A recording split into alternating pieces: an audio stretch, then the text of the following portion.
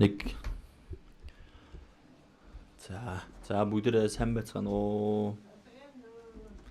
За намайг таньж байгаа бах те. За өнгөрсөн сар ялангуяа дүүргийн нөхөрлүүдээр оролцсон, үйлчлэлийн багийн нөхөрлөлтөөр оролцсон. Тэгээд олон хүмүүсийг бүр ойроос харсан болохоор би ч гэсэн та хэдийгээ бас таньж байна. Тэгээд бас зарим 1-2 хүн бас харагдахгүй байна уу да. Ойрхон байдаг учраас их хараад бас хэн нэрс байна, хэн ирээгүй байна гэж бас боддсон юм шиг байна. За 5 дахь өдрөөс ахуулаад намрын семинар маань эхэлсэн байгаа. Тэрэлждэр. За тэгээд их олон хүн 300 гаруй хүн зөвлөд бас шинээр нэлээд олон хүмүүс бас үгийг сонсонгоо. За одоо өглөө 9 цагаас сайн мэдээний үг ихэлсэн одоо дуусах шат руугаа явж байгаа. Олон хүн бас аврагдахын төлөө сайн залбирч өгөөсэй гэж хүсэж байна. Тэгээд их гоё болж байна намрын семинар маань. Тэгээд олон хүмүүст сайн мэдээ тараах нь бидний амьдралын маань зорилго юм болоо да гэж их бодогдлоо. Тэгээд өнөөдөр ч гэсэн хэдүүлээ өнгөрсөн удаад сайн мэдээний талаар үг сурсан болохоор энэ удаа болохоор өөрийн хувь хүний итгэлийн амьдралын талаар жоохон бодож үзт юм уу да гэж бодсон байгаа. За тэгээд хамтдаа залбираад эхэлье.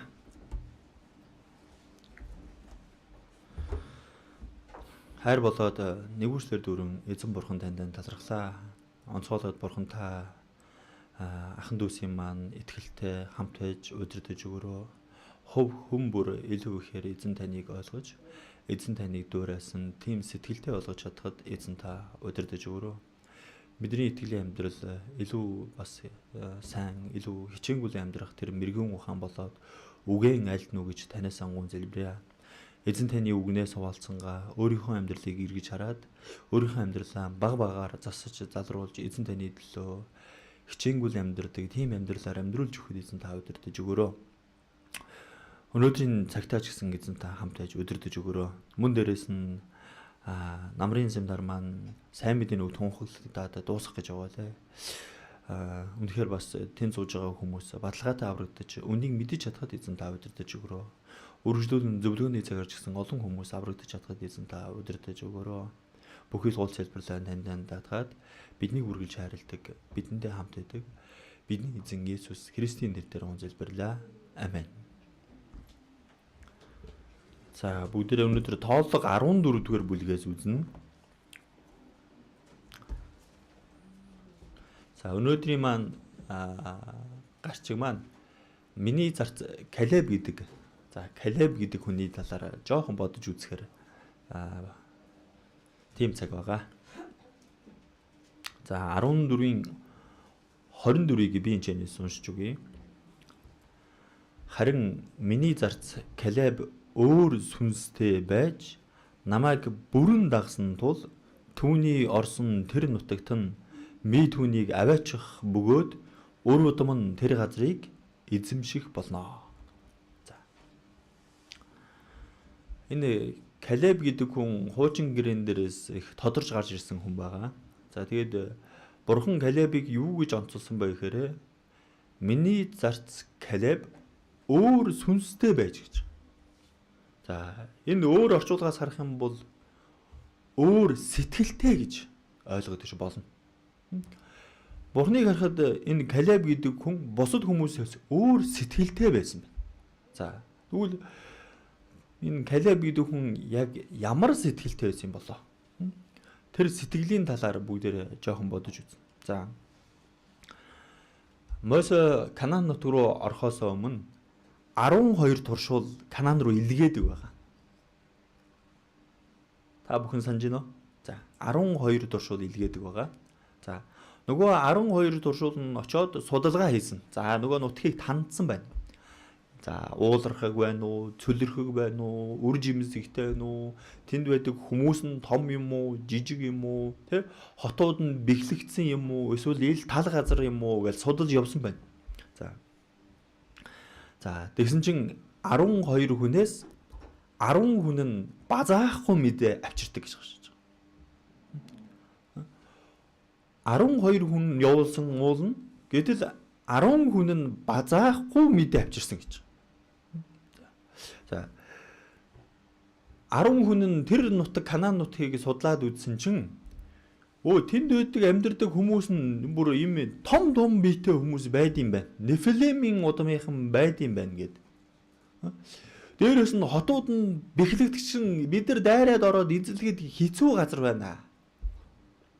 Базаахгүй мэдээ авчирсан. За тэр дотроос 2 хүн л эзний үгэнд итгэе. Бид нар тэр нутгийг эзэлж чадна гэж хэлдэг баг. За тэр хоёр хэн бэлээ? Йошуа ба Калеб.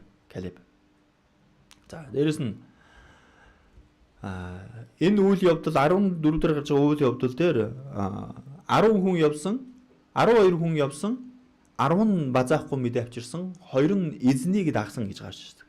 За тэгээд тэр үйл явдлыг сонссон Израилийн ард түмэн яасан бэ гэхээр бүр инженеер сархан бол бүр хотол төмнөрөө те за буцацгаая.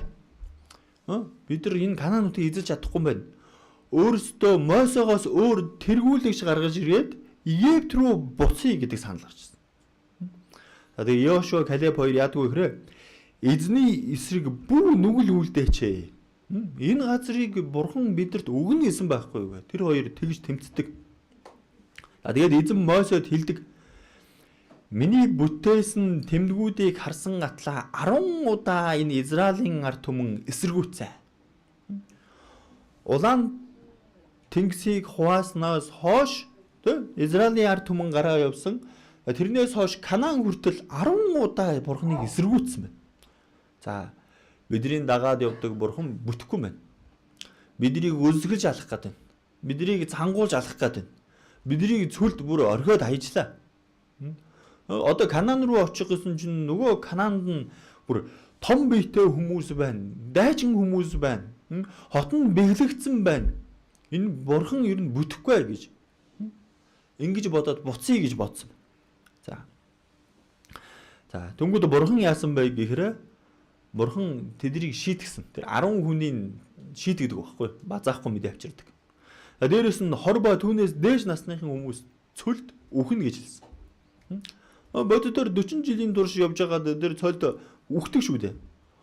2 хүн Канаан руу орч чаддаг тухайн үед. Израилийн ард түмэн тэр эсэргүүцэжсэн 20-с дээш насныхан бүгд өгсөн. 20-с дээш насныхнаас Йошуа ба Калеб хоёр л үлдсэн баг. Тэр хоёр л Канаан руу орч чадсан. Мосе хүртэл Канаан руу орч чаддгүй шүү дээ. За. Тэгэхээр хардаа. Калеб бусдаас өөр ямар сүнстэй байсан юм болоо? Калеб бусдаас өөр ямар сэтгэлтэй байсан юм болоо? За. Эхнийх нь Калеб эзний юу хийхийг ойлгохгүй байсан ч гэсэн дагаад явдаг нэг юм байсан. Юу хийх нь ойлгохдохгүй. Канаан руу очие гэсэн. Очсон чинь тэнд биднийг алаад хайж байгаа том цэргүүд байна. Тэр бэхлэгдсэн хотыг бид нар яаж ч эзлэх юм мэдэхгүй. Ингээд бодоод үзэх юм бол хүний ухаанаар ойлгохдохгүй.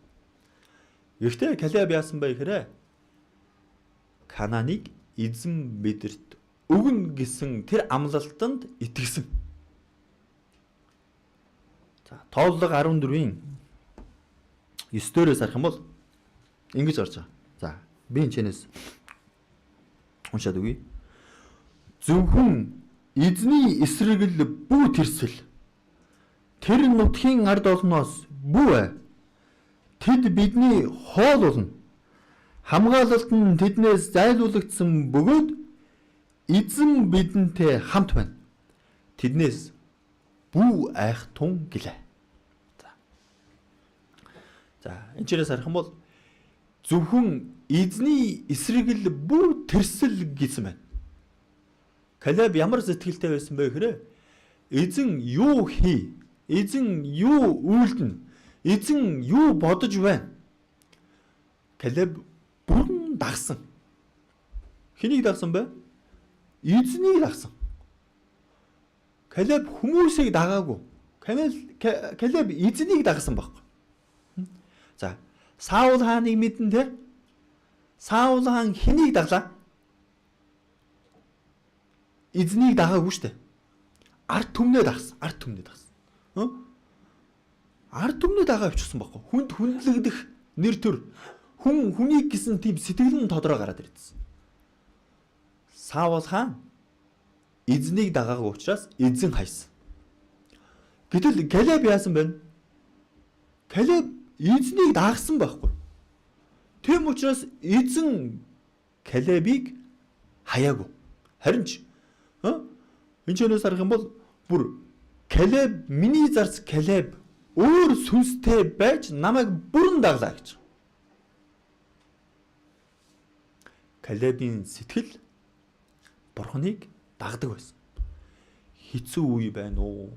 Хатуу үе байна уу? Ойлгохдохгүй зүйл байна уу?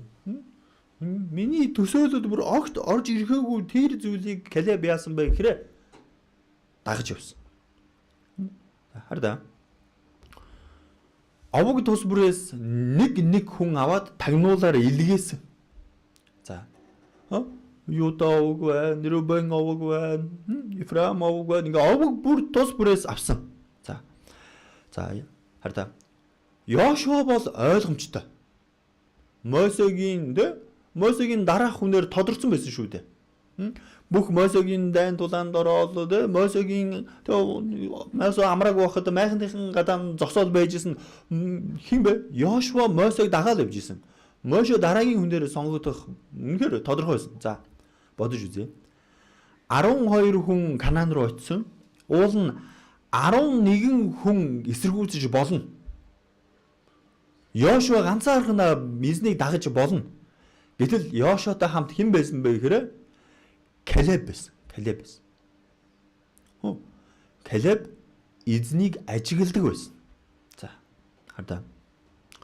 Тэгвэл Калеб гэх чинь хин бэ?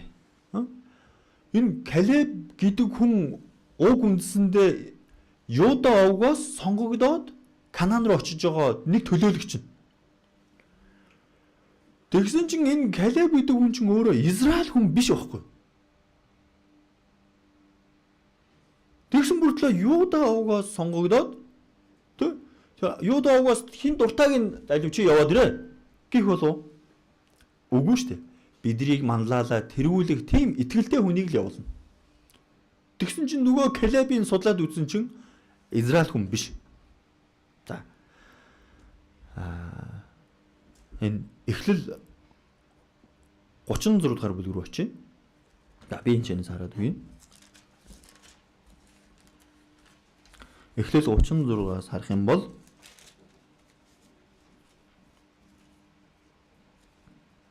за ингэж байгаа. 9 дээр Сэрийн уулархаг нутагт суурьсан Идомчуудын өвөг Исавийн уг угсаа ийм болоо. Исавийн үр удмынхны нэр нь гэвэл Исавийн эхнэр Аадагийн хүү Элифаз, Исавийн эхнэр Бисаматын хүү Реол нар билээ. Элифазийн хүүгүүд нь Теман, Омор, Зифа, Гатам, Кинас нар билээ. За энд Киназ гэдэг хүний нэр гарч байгаа. За Киназын тогтоогод авчи. За тэгэнгүүт Йошуа 6 дээр 14-ийн 6 дээр ингэсэн байгаа. За би энэ чинээс уншаад үгэй.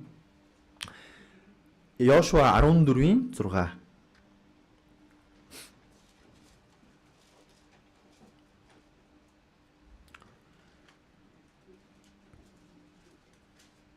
Тэгтэл Гилгалд Йошуа дээр Юдагийн хүүгүүд ирв. Тэднээс Киниз хүн Эфонагийн хүү Калеб түнд Кадеш Берна та бид хоёрын тухай Бурхны хүмүүсэд эзэн юу хийснийг та мэднэ гэж. Калебийг хиний хүү гэж байгаа вэ гэхээр Киниз хүн Эфонагийн хүү Калеб гэж. Тэгэхээр угтаа бол энэ Калеб маань Израиль хүн байгаагүй. Харин хамт явж агаад Юда овогт ороод бүр Юда овогтоо бүр нэр хүнд нь өсөн дивжээд Юда овгоос төлөөлөл болгоод бүр Канаан нутг руу очдог. За эцэстээ энэ Калеб гэдэг хүн яадаг вэ гэхээр өөрийн бүр газар нутагтаа олж чаддаг. Хеброн гэдэг газрыг бурхан өгдөг. Бурхан энэ Калебийн сэтгэлийг нь харсан. Маш том өрөөлийг авсан энэ Калеб. Хараа. Калеб бусдаас өөр сүнстэй байсан учраас, өөр сэтгэлтэй байсан учраас эзэн түүнд өрөөлийг өгсөн байхгүй. За бид нар тэгвэл өөрсдөө бодож үзье. Бид нар итгэлийн амьдралаар амьдарч байна. За бидэрт бүгдэнд нь өөр өөрийн гэсэн сэтгэл байгаа. Зарим нэг нь үнэхээр сайхан сэтгэлтэй хүн байна. Зарим нэг нь үнэхээр ажилтг тийм сэтгэлтэй байна. Зарим нэг нь үнэхээр тусрахыг тийм сэтгэлтэй хүн байна. Бүгд өөр өөрийн зан чанар сэтгэл байгаа. За тэгвэл итгэлийн амьдралд ямар сэтгэл хэрэгтэй байдаг вэ гэхээр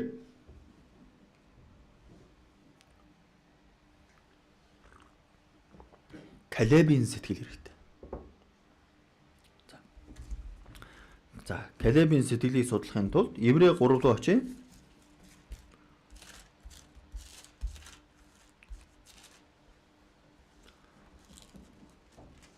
Еврей 3-ын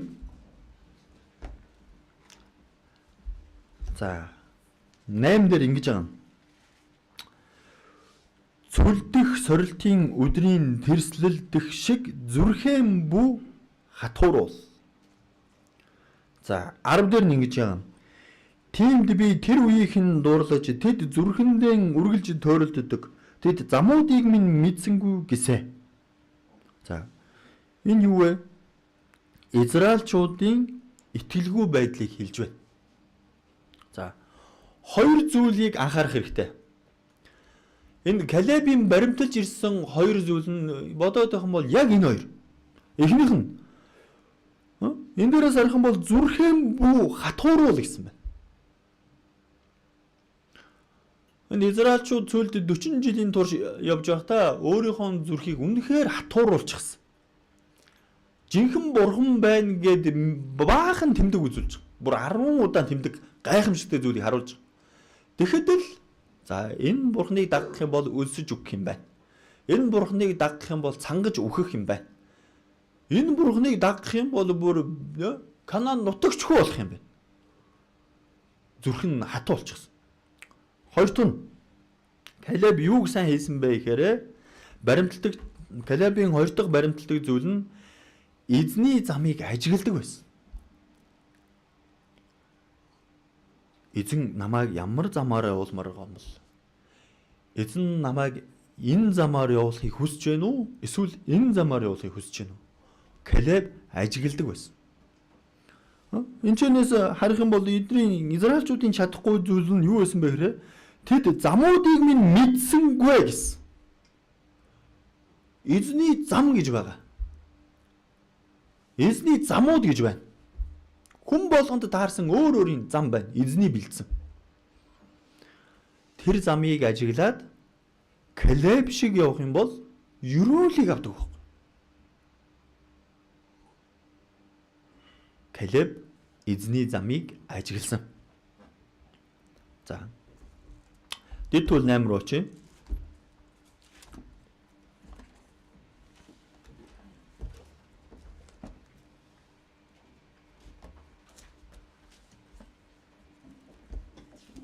Дэд тул 8-ийн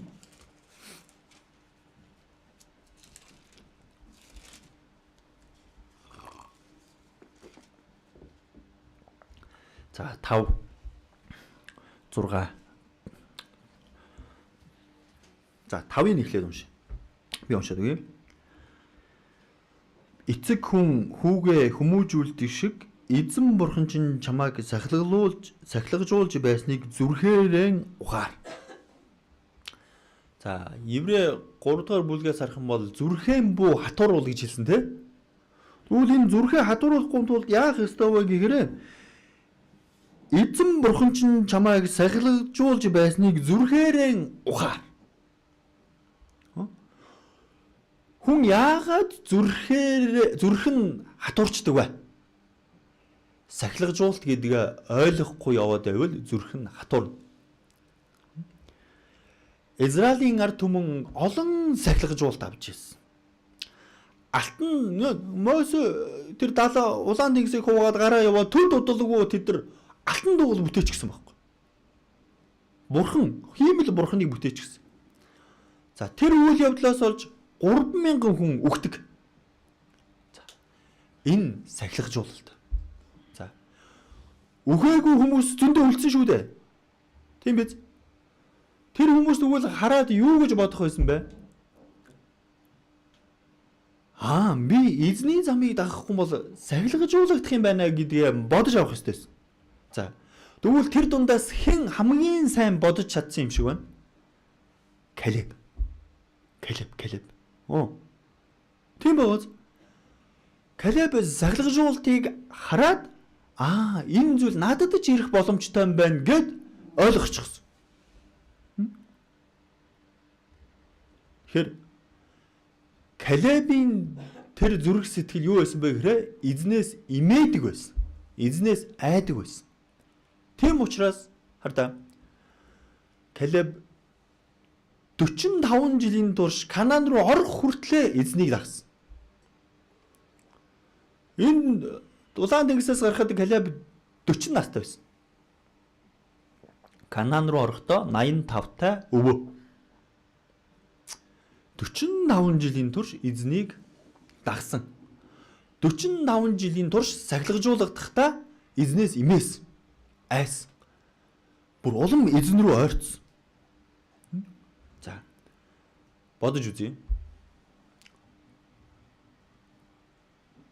Бид нар ч гэсэн итгэлийн амьдралаар амьдрангаа маш олон сахилгажуултыг авж ирсэн. За. Зарим нэг нь сахилгажуулт гэдгийг мэддэг юм билээ.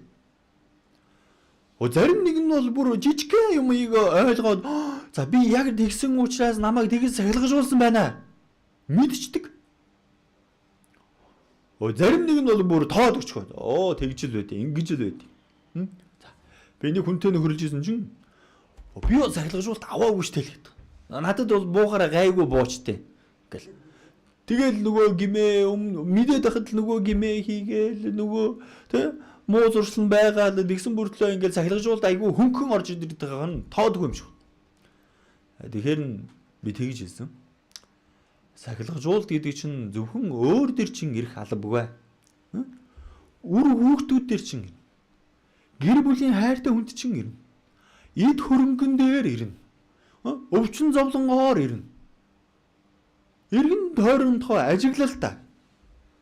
Тэгсэн чинь хүүхдийнх нь гид хатгаа авцсан. Эсвэл ээж нь гид бие өвдчихсөн. Харта. Тэр хүн өөрийг л өвдөхгүй бол юу вэ? Сахилгажуул биш гэж ойлгоод байгаа шүү. Үгүй. За. Ийм байдаг штэ хүмүүс. За би өвдсөн чи яах вэ? Хүүхд маань л өвдөхгүй болоо. Тийм хүмүүс байдаг те? Хүүхд маань өвдчих юм бол би өвдсөн дээр байсан штэ гэж тийм хүмүүс бүгд л ер нь тийм биз дээ. За тэгвэл Бурхан сахилгажуулахдаа сэтгэл зүрхийн өвдөх тийм объект руу өгнө. За.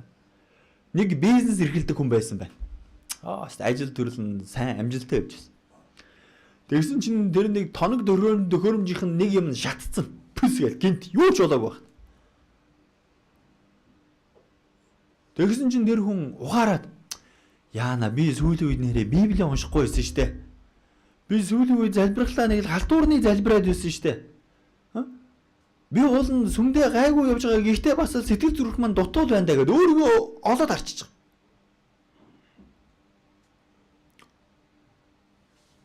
Тэр тоног төхөөрөмж засагдаад үнэхээр үнэтэй. Тэгэл буцаад Бурханаас залбирж байгаа. Бурхан минь уучлаарай. Би өстө буруу зүйл хийжээ. Энийг минь засаад өгөөч. Эд хөрөнгөө зүрх сэтгэлээ эд хөрөнгөдөр тавьсан байна. Түүгээр нь сахилгажуулж. Тэгэх юм бол нөгөө хүн яаж вэ? Итгэлээр буцаад сэргээ өвчиж байгаа. Сэргээ тавьчих. Илүү их залбираад, илүү Библийг уншаагаад, илүү их сайн мэдээ тараагаад за би энэ чигээрээ яваад байх юм бол нөгөө бизнес бүр дампуураад байхгүй болох юм байна. Тэгэхээр эзний ажлыг хийнгээ өөрийнхөө ажиллаж давхар хийх юм байна. Тийм зүйлийг ухаар авсан гэж. Сахилгажуултыг аваад ойлгосон бол тэр хүн итгэлээр улам сайн амьдрна. Харин ойлгохгүй бол яах вэ? Зүрх нь хатуурна. Калебийн сүнс ямар байсан бэ гэвэл сахилгажуултыг ойлгодог байсан. Тэгээд итгэлээр баг багаар өссөн. Баг багаар өссөн. Гинтэл мундаг Калеб болчоогүй сахилгажуултыг ойлгоод баг багаар өссөн гэсэн. Би сахилгажуултыг авсан бол тэрийг бодох хэрэгтэй. Яагаад би сахилгажуулт ав? За. Хүн үг сонсохдоо өөр дөрөө хүлээж авдаг юм билэ. За, манай тэр л яг тийм дээ гэж тэгж сонсоод байдаг сонио. Гэтэл бид нар чинь үгийг хинт зориулж сонсоод байгаа бол өөртөө зориулж сонсох ёстой байхгүй. Тэгсэн чинь дээ. Манай нөхөр энэ үгийг сонссон бол сайхан байсан юм да.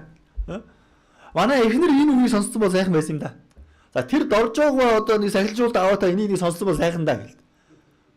Тэр доржоо моржоо хамаагүй юу вэ? Би өөрөө энийг ойлгох хэрэгтэй. Хада. Калеб тэр алтан тугал бүтээх явцад хажууд нь байсан. Харж л байсан баг. Тэгээд энэ болох юм болов уу, болохгүй юм болов уу гэд бодож л байсан баг. Тэ? Тэгээд мосоо хурж ирээд 3 Левовгийнхноос хүмүүсийг дуудаад 3,000 хүнийг алуулцдаг. Тэгэхэд Калеб бодсон баг. Бурханаас өөр илүү зүйлийг шүтэж болохгүй юм байна. Ингээд нэгээр баг багаар ойлгоод тэрийг бүр амьдралдаа хэрэгжүүлээд яв. Энэ юу вэ? Калебийн сэтгэл. Нэг зүйл ойлгосон бол тэрийг бүр яс хийх хэрэгтэй. Нэг зүйлийг ойлгосон бол тэрийг бүтэн жилээр төлөвлөх хэрэгтэй. За, нэг хүн тэгсэн байна. За би амар их уцаа ухтгаа. Тэгэл яг нэг үг сонсоод уцаа ухаа багасгаж байгаа. 7 оноо л хэвэндээ орчиж байгаа. Нэг хүн их гим хийгээл заглагжуул даваад байсан бай. Юу ч хийж болно. Арх удагсан жөө, тамхи татсан жөө. За энийгээ болно гэл 7 оноо л буцаад хэрэгэд орчиж байгаа. Яагаад гэж бодож байна? Бүтэн жилээр, бүтэн 5 жилээр, бүтэн 10 жилээр төлөвлөдгөө. За би яг нэг жилэл төвччихье. Арх уухгүй. Боли. За нэг сар л төвччихье. Яа хэрэг төвчлээ. Яа үнэхээр төвчсөн байхгүй.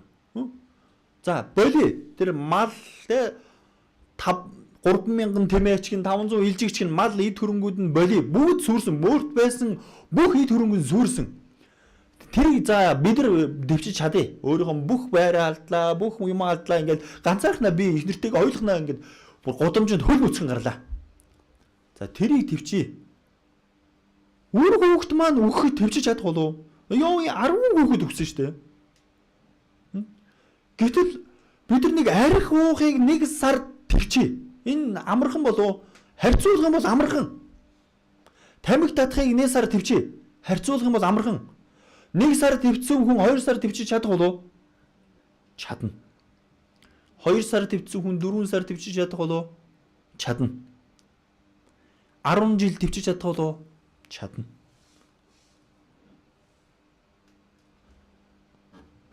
Калеб төвчдөг юм байсан. 45 жилийн турш төвчиж ирсэн. Канаан руу орох хүртлээр төвчирсэн. Яах гэж төвчсөн бол дараа нь төвчсөний дараа нь ерөөл байгаа. Тэрэнд итгэсэн. Тэгээд эзнийг яг араас нь дагсан. Эзэн битгий хий гэсэн бол хийхгүй. Эзэн хий гэх юм бол хий. Бид ч гэсэн чуулган битгий гэж ивэл хийхгүй. Чуулган хий гэх юм бол хий. Энэ юу вэ? Энэ Калебийн сэтгэл баг. Калеб өөрийнхөө зүрх сэтгэлтэй тэмцдэг байсан. За. Дэд тул 8-ийн 6-ыг харъя. За би энэ чинээс уншиж өгье. Тиймээс түүний замаар явж түүнээс эмээхийн тулд чи эзэн бурхныхаа тушаалыг сах. Израилийн ард түмэн эзний замыг дагаагүй штэ. 40 жил цөлх онгонолдоо явж исэн эзний замыг дагаагүй. Хэрв эзний замыг дагцсан байсан бол дорхноо Канаан руу очиж байсан. Юу 40 жил. Хэдэн хоногч байх боломжтой байсан, хэдэн сарч байх боломжтой байсан. Гэтэл эзний замыг дагаагүй учраас 40 жил цөлд зовсон. Тэгээд 40 жил цөлд орохдоо 20-оос дээш насных нь бүгд үхээд дараагийн үеийн орсон байхгүй. Хардаа. Би эзний замыг дагахгүй байна гэдэг маань надад болон миний гэр бүлд хохиролтой.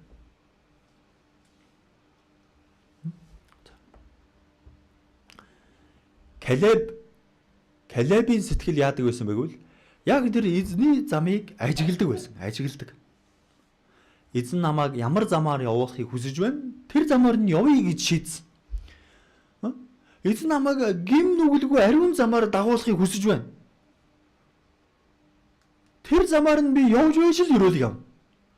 Эзэн намайг гэр бүлдээ сайн мэдээ тарах тэр зам руу явууллаа. Би сайн мэдээг зөрөгтөө тарааж ижил тэр замаар гэр бүлээ аваад явах. Хараа. Калеб эзний замыг ажиглаад дагдаг байсан. За. Калебийн эзний замаар дагаж явахдаа юу олж харсан бэ? Калеб бүр тэр замын төгсгөлийг олж харсан. Бүр ард байгаа тэр. За тэр бүр цаана юу байна? За бид нар хотоос гараад тэрэлжлөө явлаа гэж бодъё. Өөстө тэрэлж дээр очисон чинь сайхан хорхог хийцэн байгаа шүү гэвэл. Тэр тэрэлж рүү явж байхад дугуй хагарсан ч те бөөнөрөө хэцүү зүйл тохиолдсон ч гидсэн өлссөн ч аман цангасан ч те за тэр тэрэлжид очихл юм бол сайхан хорхогоо идээд те сайхан уух юмаа уугаад ус ундаагаа уугаад те бид ингээ гой нөхөрлөхөд гой байна гэл тэгж бодъё. Жаргалтай очно штэ те тэрэлж рүү жаргалтай очно үстэй. За хідүүлээ чин сая намрын 101 семинар дуусаад тэрэлж дээр хорхог чанж идлээ. Спорт нөхрөлөө бас болоодсон те. Би очоогүй л дээ. Би сонссон байхгүй. Тэгшээ бол жаргалтай очиж байгаа. Ягаад вэ? Тэр замын төгсгөлийн мэдээд байгаа. Сайхан идэн, сайхан уун, сайхан те бүх юм сайхан. Тоглоно гэл те. Тэгвэл бид нар итгэлийн амьдралаа бодож үзье. Бид нар яг одоо итгэлийн амьдралаар яг тийм замаар явж байна. Бүгдээ төгсгөлийн бодоод үзье да. Бүү тэр төгсгөлийн. Хаашаа очих вэ? Бидний төгсөл хаашаа очих юм бол? Энэ ертөнцийн хүмүүстэй адилхан сүрэл рүү буюу тэ үхэгчдийн орн руу буюу там руу очих юм уу? Сая 9 сарын дүүргийн нөхрөлөөр сүрэл рүү ухрагсад бус харин этгээгээд амийг хадгалахсад билээ гэдэг сургаалаар нэг дүүрэгтээ нөхрөлсөн тэ. Этгээд бид нар амийг хадгалаад явж байгаа. Тэ бидний төгсгөл хаана вэ гэхээр девааж. Девааж юм байхгүй юу? Тэр девааж руу очих зам байна. Бид нар яг тэр зам руу итгэлээр амьдраа явж байна. Хайртай хүмүүсээ дагуулад явах ёстой байдаг. Тэ? Гэтэл би тэрийг дагуулж явах юм бол би тэр гим нүгэл надад байгаа хорон мөн зүйлсүүдийг хаях шаардлагатай. Заавал хаях шаардлагатай. Нэг бүргэд далай дээгүр нисэж хагаад тэгсэн чинь яг доор нь олз байсан гэж. Тэгэл барайл авсан чинь өөрөөс нь хит том олз байсан байна. Загас. За бүргэд хүчтэй хэмжээнд мэдээж эхлээд явна. Яваал далай эрэг харагддаггүй. Дахиад яваал далай эрэг харагддаггүй. Тэгэл явжсэн чинь ядарлаа. Уул нь яах ёстой вэ? Тэр загсыг тавих ёстой. Тэгвэл өөрөө нисээ цаашаа явчих байхгүй.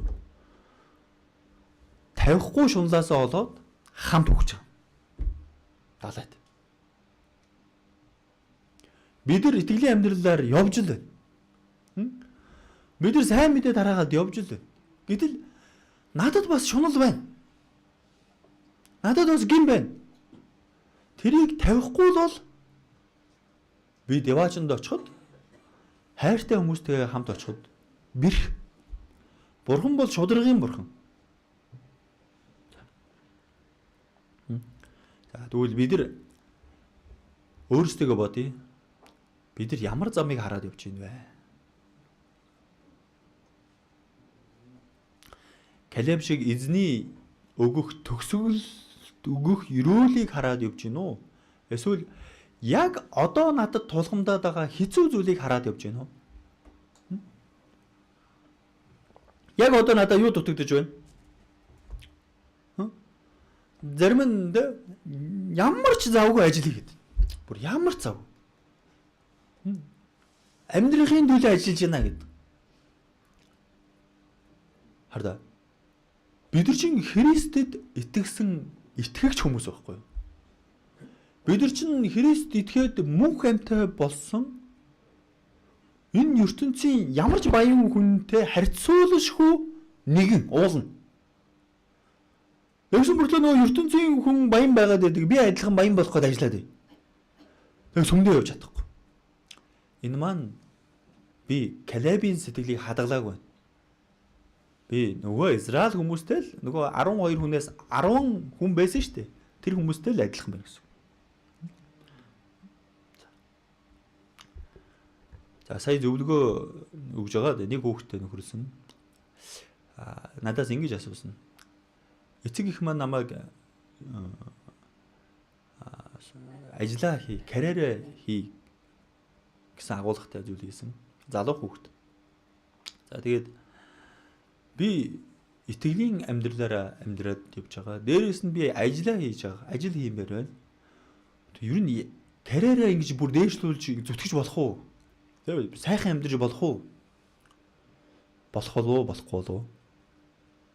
Юу гэж бодож байна? Болохгүй.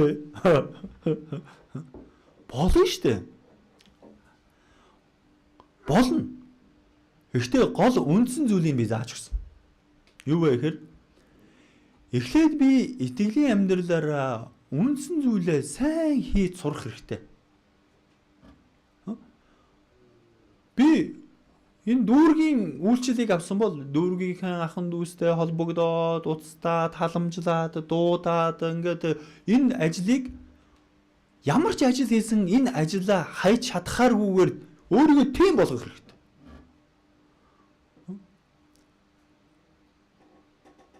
Хардаа нэг зүйлийг хийж чаддаг хүн хоёр зүйлийг ч хийдэг. Хоёр зүйлийг хийдэг хүн гурван зүйлийг ч хийж чаддаг. Гурван зүйлийг хийдэг хүн дөрвөн зүйлийг ч хийж чаддаг. Маш ажилсан хүн гэсэн. Бидний эхлээд хийх ёстой зүйл нь Матай 6-гийн 33 дээр байгаа шүү дээ. Юу вэ? Эхлээд түүний хаанчлал ба түүний зөвхт байдлыг хайх тун. Тэгвэл нэмж өгнө гэдэг. Эхлээд бид нар чуулганаа бодох хэрэгтэй. Чуулганы ажил, сайн мэдээ тараагдах, ахын дүүсээ босгох, ахын дүүсээ халгамжлах энэ Калебийн сэтгэл байна. Тэгээд Калеб чуулгандаа ч сайн байсан, өөрийнх нь үндсэн хийдэг ажлын ч сайн байсан. Юудаг овгийн тэргүү тий сонгогдсон шүү дээ. Тийм бол чуулганыхаа ажлаа сайн хийсэн, өөрийнхөө ажлаа ч сайн чадна. Яг энэ хоёрыг зэрэг хийгээд үед дээрэс нь бурхан өрөөлөв. Бурхан хохироо болов. Бурхан хохироо болов. 17 оноос хойш би бизнес хийж эхэлсэн. Бурхан нэг ч удаа хохироо өгөхгүй. Бүр нэг ч удаа хохироо өгөхгүй. Бүр өрөөсөн. Хүмүүс гайхаад яагаад 6 олчхоор өдөр болгон 6-аас даханд чинь нөхрөл зөндөө. 30 сарын 31 хоног байна. Өдөр болгон л нөхрөлт. Ямар нэг юмд нь байж л ээждэг. За, сул өдрөө л айлчлал хийдэг. Тийм тэгж л амьдэрсэн. Бурхан хохирох юм шиг өнө юу? Хохироо. Бүр илүү ихээр ерөөсөн. Бурханы ерөөлийг би өөрөө мах бодоор мэдэрсэн. Мах бодоорч ерөөсөн, итгэл сүнслэгээрч ерөөсөн. Эзний ажлыг төрүүлээ тавьчих юм бол эзэн дараа нь миний ажил болоод миний гэр бүл, миний амьдралыг ерөөдөг байхгүй. Дэглээгээд би зөвхөн эзний ажлыг хийгээд яваад байна. Энэ буруу. Эзний ажлаа чинь өөрийнхөө ажлаач сайн хийх хэрэгтэй. Энэ яг зөв. Бодоод тахад. За. Зарим хүмүүс тэгдэг. Сүмийнхээ ажлаа хий гэсэн. Би одоо ажил хийхгүй. Сүм тийм юм заадаггүй шүү дээ. Зарим нэг нь за сүмд явахаар яста бүтэхгүй байна. Хамаг цаг заваа алдаал, хамаг юмаа энерги алдаал, тэг ямар ч олон нөхрөлтөө юм тэгэж олон нөхрөлж яадаг байна. Юу хийхээ цуглаад байдیں۔ Дүүргийн нөхрөлжгийг шигээ тэг эзний өдрийн нөхрөлжгийг шиг тэг энэ янз янзын нөхрөл төлөвлөөд байх юм.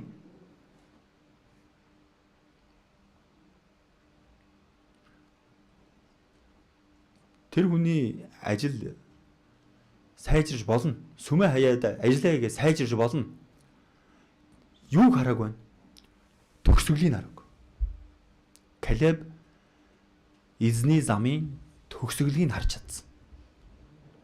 Тийм ч учраас 45 жилийн дараа Калеб Хеброн гэдэг газрыг авчих. Эзний амласны дагуу. Тэр амлалтанд итгээд 45 жил итгэлээр сайн амьдсан баг.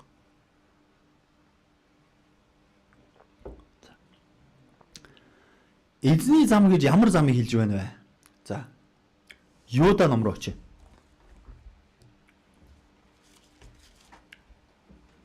Юда 1-ийн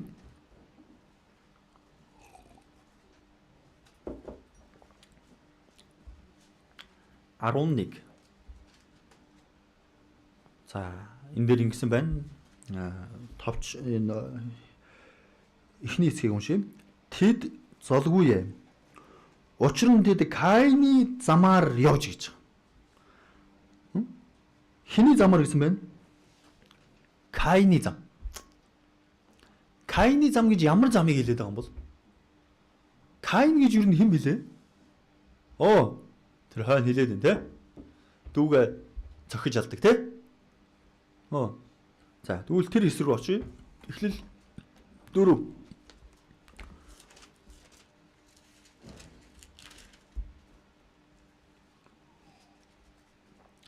За.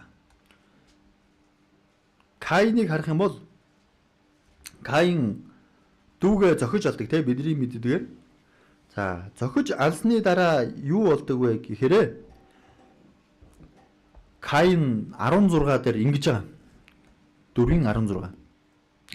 Би уншиж үгэй. Каин эзний оршихугаас гарч Эдений зүүн талд орших Нод гэдэг газарт нутаглан суугалжээ. Каин юунаас гарсан бэ? Эзний оршихугаас гараад явчихж байгаа. За. Тэгвэл эзний оршихугаас гарсан чинь Каинд ямар нөлөө үзүүлсэн болоо? Каины үр хүүхдүүдэд юу болсон болоо? За. Доошлуулад 20-оос харах юм бол Каин ингээл үр хүүхэд гаргаж байгаа. Эхнэр хүүхэдтэй болж байгаа. За хараа. Тэр дундаас 20 дээр ингэж байгаа. Адагийн дөрүүлсэн Ябал нь майханд суугч мал сүргтний дээд өвг болж байгаа. Амжилттай явж байна. За дахиад доошлуулах юм бол түүний дүүгийн нэрийг Юбал гэдэг байжээ. Тэрээр босоо ятгчд ба лимбчдийн дээд өвг болов. Бас амжилттай явж байна. 22-оос бол Зилла бас Тубал Каины төрүүлж тэрээр хүрл ба төмрөөр янз бүрийн идэл хийдэг дархан болжээ. Амжилттай явж байна. Эзний оршихугаас холдоод өөрийн бодлоор өөрийн замаар хийсэн яасан байна? Амжилттай явж байна. Нэг нь мал зүргийн өвөг дээдс болсон байна. Нэг нь лимбичний босоо ятганы өвөг дээдс болсон байна. Нэг нь төмрөөр янз янз юм хийдэг өвөг дээдс болсон байна. За хараа. Мал сүргтэй эд баялагтай болох нь ер нь муу зүйл үү? Муу зүйл биш шүү дээ. Юу муу болоод байна? Эзний оршихугаас холдож хийсэн учраас. Эзний оршихугаас холдож гисэн учраас зөвхөн энэ ертөнцид л сайхан амьдарч байгаа. Нэг 70-80 жил амьдрах энэ амьдралдаа л сайхан амьдарч байгаа. Өөрийн хүч чадал, өөрийн эд хөрөнгө, өөрийн бодлороо. За. Гэтэл хардаа эзний оршихуйд байгаад мас эд хөрөнгөтэй болвол хичнээн их өрөөл вэ. Тийм үстэй. Тэр эзний оршихуйд байх нь чухал. Эзний оршихуй гэж юу вэ? Чуулган.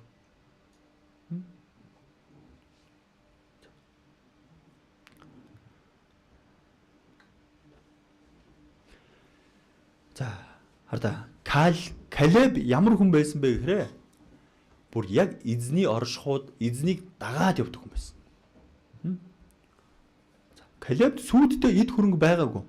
Калеб зүгээр 45 жилийн дараа авах тэр хөрөнгөө л бодож ирсэн. Надад Хеброн гэдэг газар нутгийг өгөх байх та. За.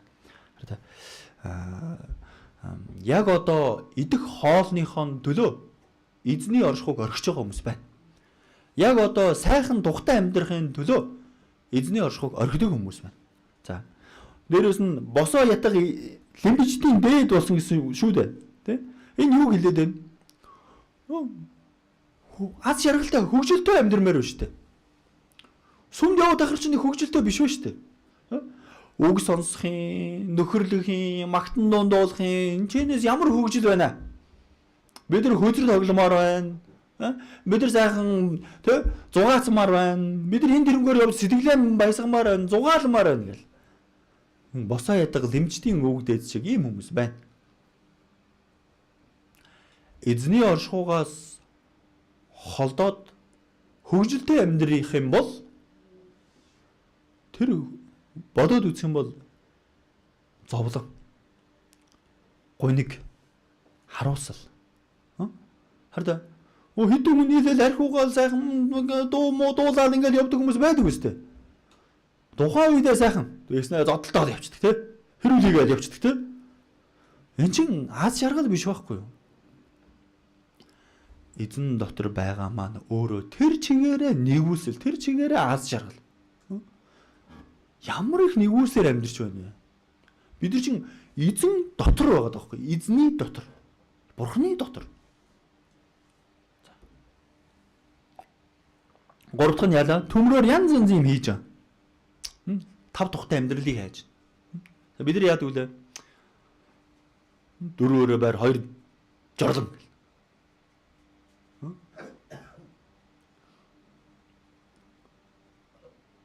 Тэгэж болно. Сайхан байранд орж болохгүй биш болно. Эзнийг орхиод орох нь л болохгүй. Бид нар эзнийхэн зүйлийг хийнгээ, сайхан байр саван аваад эзнийхэн ажлаа хийнгээ, машин тэргээ унаад эзнийхэн ажлаа хийнгээ давхар өөрийнхөө амьдралыг сайжруулж яагаад болохгүй ш. Тэр болно. Юу болохгүй вэ? Эзнийг хаяад хийх нь болохгүй. Харин үнэн дээр би эзнийг хаяад явлаа гэж бодъё. Үнэн дээр би эзнийг хаяагүй. Эзэн намайг хайж байгаа. Эзэн намайг орхичж байгаа. Зөнд нь айчиж байгаа. Бузар сүнсийг дагах сонголт хийсэн бол тэгээд даг. Намайг дагмаараа бол чуулган дотор миний замыг даг. Эзэн хизээж хохироодог. Калеб хохирсон уу? Калеб ер нь хохирсон юм шиг байна уу? Калеб хохироогүй. Калеб өрөөл явсан. Израильч хүн биш. Идом овгийнх. Канаанд очиод газар нутагт олчиж байгаа. Энэ Калебийн хувьд дээдийн өрөөл байхгүй. Бид нар жирсэн аврагдахаас өмнө Деважин дах өв хөрөнгө байхгүй байсан. Аврагсны дараа бид нар Деважин дах өв хөрөнгөө нэг нэгмээр нэмж байгаа. За би дүүргийн нөхлөөр хум пастрын талаар хальт ярьсан те. Сургаалт төгс 24 сарын бол тэр гэр дотор өрөөнүүд айгүй олон өрөөнүүд байгаа. Тэр дотор бид нар өөрсдөө итгэлийн амьдралаар амьдсан шагналуудаа нэг нэгээр нь босгон байгуулж байгаа. Харин хүн сайхан хөдөлмөрлж байгаа л нэг байр аваад ороход ямар гоё байдаг вүлээ. Тэр мэдрэмж за хэвээр байртай болчих. Ядж хат монголчууд ч нэг байр машины төлөө л амьдраад байгаа юм шиг те. Нэг дээдийн мөрөөдөл нь байр машин. Тэгж амьдруулж бас чадаж юм те энэ улс төр. За харин байранд орох юм бол үнээр аз жаргалтай болчих. Тэг? Ягаад вэ? Гал төлж байгаа байранд орсон чинь үнээр сайхан амар тухтай болчих. Тэгвэл хараа бид нар энэ дэлхий дээр зовоод байна. Деважинд очивол хэрэг аз жаргалтай болох юм шиг байна. Тэгснэ өөрийнхөө тэр итгэлээрээ сайн амьдсан яг өв хөрөнгө нь ингээд нэмэгдсэн. Ингээд олон өрөөтэй. Тэгээд миний цуглуулсан эд хөрөнгүүд юм байна. Төсөөлөд үзтээ. Ямар сайхан юм бэ?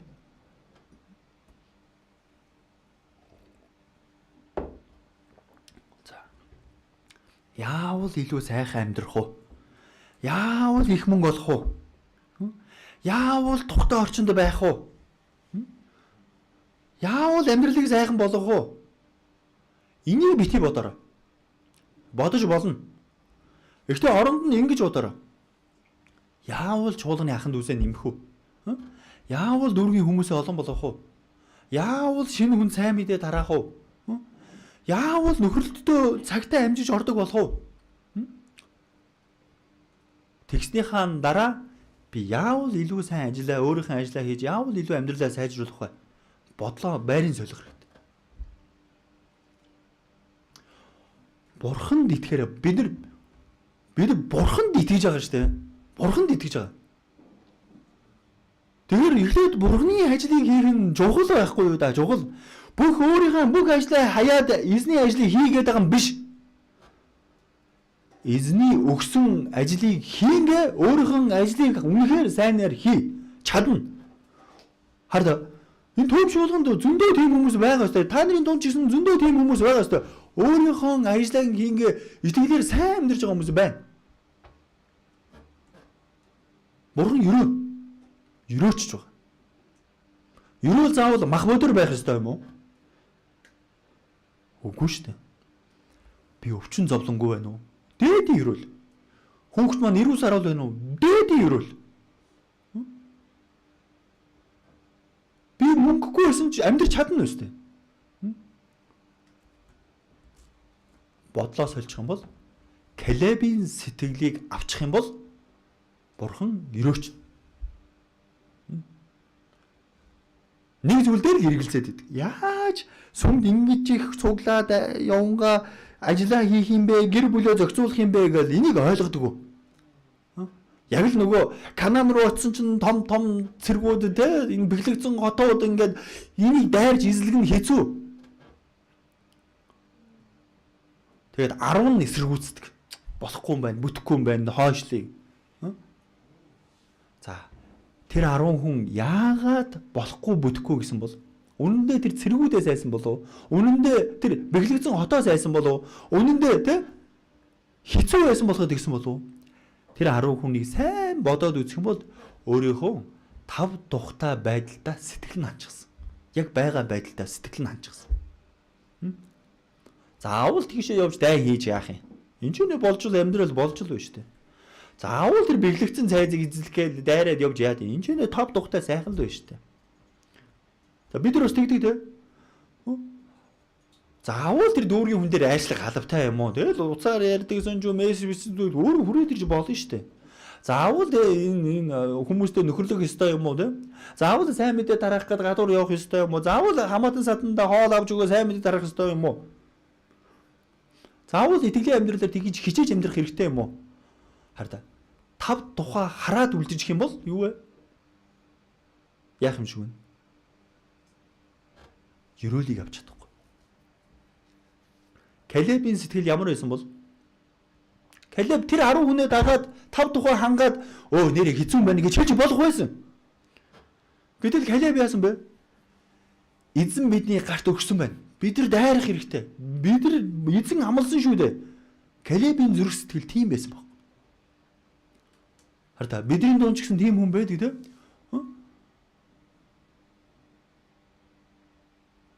Дүүргийнхаа нэг хүн дээр айлчж очиё. Саяхан үгийг сонссон тэр хүмүүс маань нэрдүгэ айлчилж очиё. Ахан дүүсээ босгохын тулд спорт нөхрөл зохиоё. Ахан дүүсээ хайрлахын тулд ийм зүйлийг хийя гэдэг ийм хүмүүс байдаг. Калебийн зүрх сэтгэлийг дуурайсан ийм хүмүүс зөндөө байдаг. За ямар хүмүүс нь үгүй гэдэг вэ? Тийшээ айлчилж яах юм бэ? Тийшээ тоглож яах юм бэ? Ингэж яах юм бэ? Ингээд хойшлуулаад тав тухай хангаж байгаа хүмүүс байна. Бурхны өгөх ёроолыг харж чадахгүй. Махуудаараа би зовх ч гэсэн, махууд нь хэцүүж гэсэн, тэр би тэр дүүргийн хөрлөө оцсон ундрахыг штэ би тэд лутаас би тэд бүр ингээд уул даваад хэвээр төгжиж мөгжөөл бөө юм бол яриач тэнд очиж өөрсдөө баг нөхдөр орж байгаа. Би ч хотод тийм зам байдгийг ш мэдгүй. Заавал ингэж явах алавтай юм уу гэж бодож болно үстэй. Заавал төгжрөн барин байж ингээд очиж заавал цуглаж яхахта зүүмээр нөхрөлж болдгоо юм уу? Ингэж бодож болно үстэй. Яагаад очиод байгаа юм бол? Яагаад зовоогоод байгаа юм бол өөрийгөө?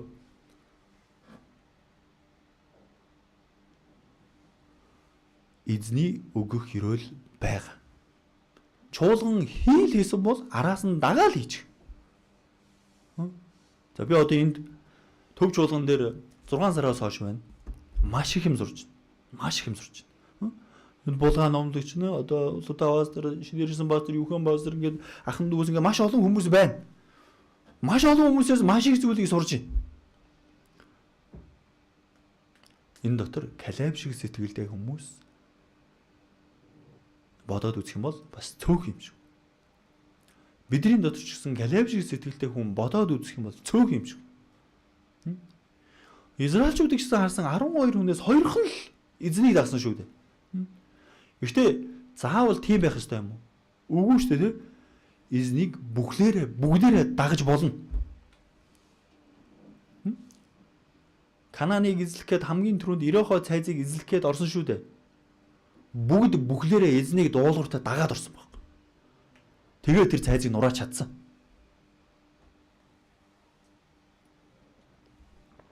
Бид нар ч гэсэн эзнийг бүгд дуурайж, бүгд эзний замаар дагаад Калебийн сэтгэлийг өөртлөөд явж чадна. За, Эхлэл 5 дугаар бүлгээс харъя. 5-ын 29.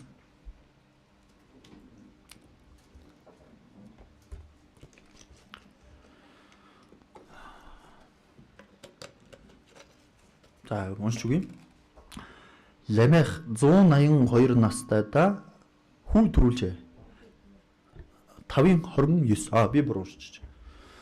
Ламех түүнийг Ноо гэж нэрлээд эзний хараасан газар шороог хаглах хүнд хүчээр ажил болон гарын мань бэрхшээл зүвдүүрээс энэ хүү бидийг амьрлуулна гэж хэлжээ. Каины зам өөрийн замаар эзний оршихугаас яваад дуртай зүйлээ хийгээ сайхан амьдэрсэн тийм замыг сонгосон. Тэгвэл эзний замыг сонгосон хүн хэн блэ? Сетийн өрөөд. Тийм биз дээ. Ингээ Сетээс хойш гарч байгаа юм. Адам, Сет, Инош, Кинам, Михаэл, Яред, тэгээд Метусел, Инох, тэгээд Метусела, тэгээд Ламех, тэгээд Нова. Энэ хүмүүс юу вэ гэхээр эзнийг дагсан хүмүүс. Тэгсэн чинь эзнийг дагсан хүмүүс ямар ажил хийж ийсэн гэж байна? Эзний хараасан газар шороог хаглах хүнд хүчээр ажил хийж байсан. Эзэн хараасан шүү дээ газар чи хөлсөө дуслуулан барин байж Адам хэлсэн дээ. Хөлсөө яа нэлээ дуслуулан барин байж газар шороогоос үр жимс хоол хүндээ олж авна гэсэн. Эзнийг дагсан хүмүүс хүнд хүчээр ажил хийж байсан. Зовж байсан гэсэн. Каины зам бол юу вэ? Дуртай зүйлээ хийж юу гэдэг лээ? Дуртай зүйлээ хийгээд ямар ч юмгөөр юу лээ? Мэддэг нэг юм хэлэх гэсэн чинь. За. Хардаа. Каин дураараа амьдэрсэн. Харин эзнийг загсан хүмүүс хүнд хүчээр яг эзний хий гэсэн дээр газар шорооны ажиллал хийж байсан. Тэгээд тэр удмаас Нова гарч ирээд Нова завийг бүтээх тэр үйл явц эхэлж байгаа. Тийм бод. Бид нар итгэлийн амьдрал амьдрч зовж байна. Гэхдээ бидний үр удмаас тэр ерөөлийг авах зүйл гарч ирж байгаа. Тэгэхээр эзний ажлыг хийх нь чухал, эзний даалгасан зүйлийг хийх нь чухал.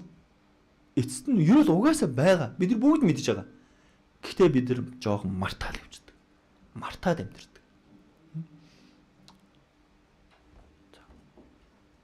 Тоолог 14-д очие.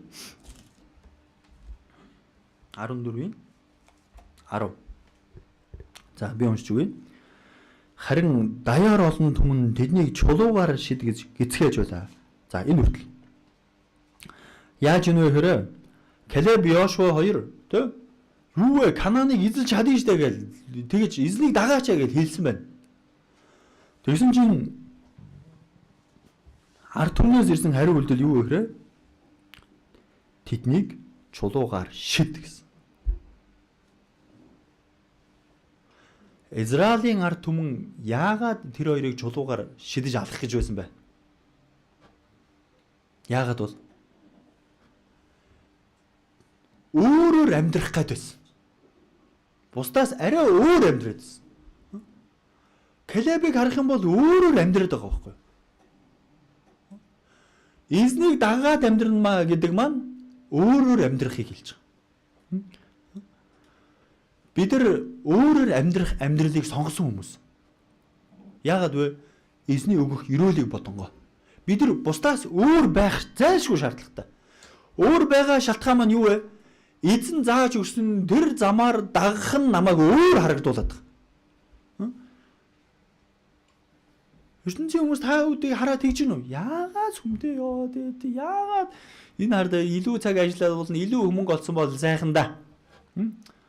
Яг семинартай өдөр нь нэг хүн рүү залгасан гэж байгаа.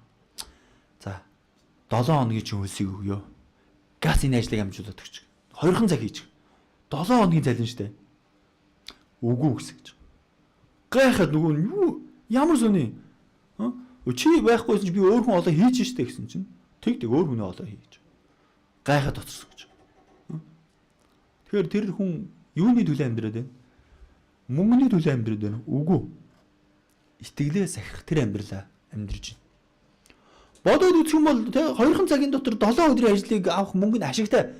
Гэхдээ тэнд семинар явуулж байна. Бурхан тэрийг харах болов?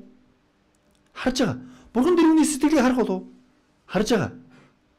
Бурхан тэр тооцоондоо оруулаад түүнд өгөх өрөөлийг нэмнэ. Бурхан шударгын бурхан. Бурхан хэнийг ч хохироодөггүй нөө. Бурхан хэнийг ч хохироохыг хүсэхгүй. Бурхан тооцооны бурхан.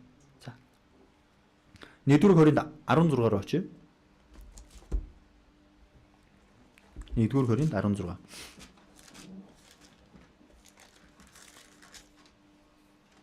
(16-гийн 15). За манайхан ядарцгааж гинөө. Халуун байна уу? За нэг жоохон дасгал хий. Халуун багш гэн те. Дасгал хийчих.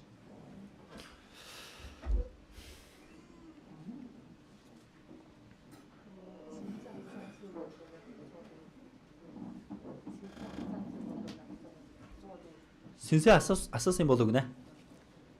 Техник өрөөнөөс үү?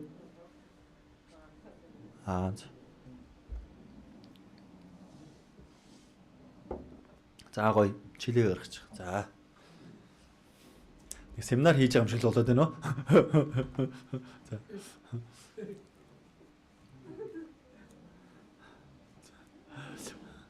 Энэ Антиохт би бас үг орж байгаа.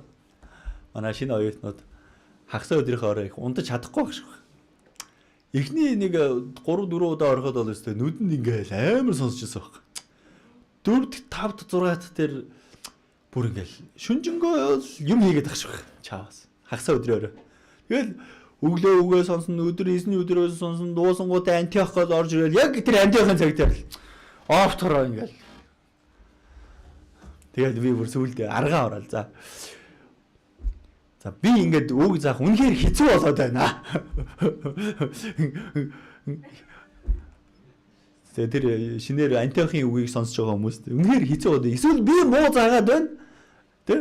Өөртөө айгүй хэрэгэлзэж байна. Ингээд бурхны ажлыг муу хийгээд байна гэдгийг ингээд мэдрээд байх шиг байна. Хүмүүс унтахаар тэгж мэдрэгдээд байгаа байхгүй юу? За би л их болох байгаа юм байна да. Би дахиад сайн бэлдэх ёстой байсан юм байна да. Ийм шаналгаа орж ирж байгаа. Тэгэд эсвэл та нар унтахгүй байна гэл. Бас өөрийгөө хамгаалаад байгаа.